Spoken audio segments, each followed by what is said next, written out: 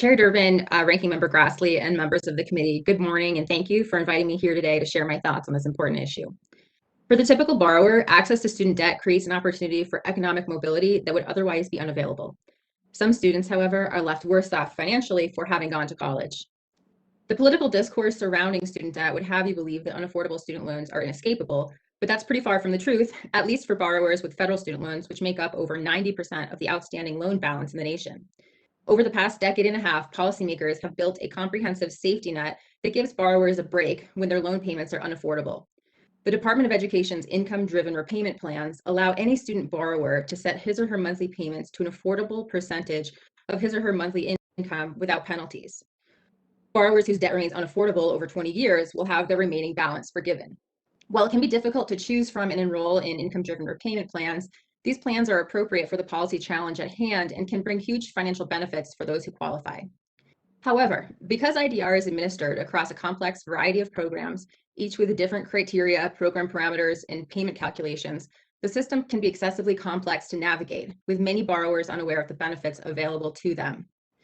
While the protections through IDR have been expanding, protections available through bankruptcy have declined. Over the past 30 years, a series of policy changes have made it more difficult for borrowers to have their student loans, both federal and private, discharged in bankruptcy. The motivation for the special treatment of education debt was that investments in education could not be transferred. The borrower would always retain the benefits acquired from their education.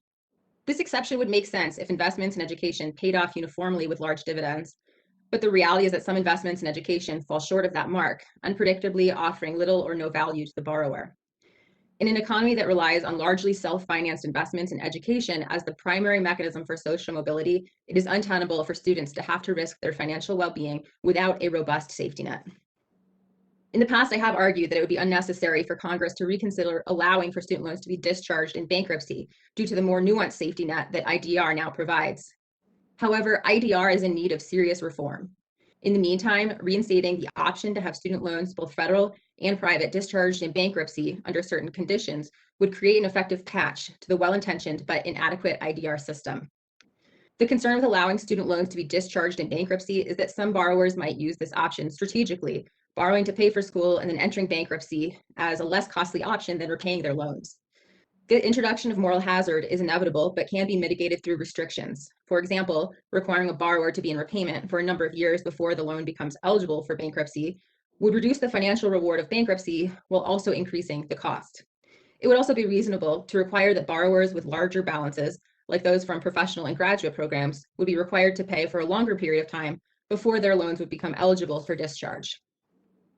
One consequence of allowing private student loans to be discharged in bankruptcy is that it would likely reduce the amount of credit available to students, with economically disadvantaged students being affected the most. The equity implications of this change might seem concerning, but they could actually be beneficial to borrowers. The loans that will no longer be made were likely unaffordable in the first place. Additionally, those who continue to have access to credit may also see higher interest rates. This seems to me a reasonable price to pay to allow truly struggling borrowers to be able to discharge their loans if needed in bankruptcy. Thank you for the opportunity to give testimony in this important hearing.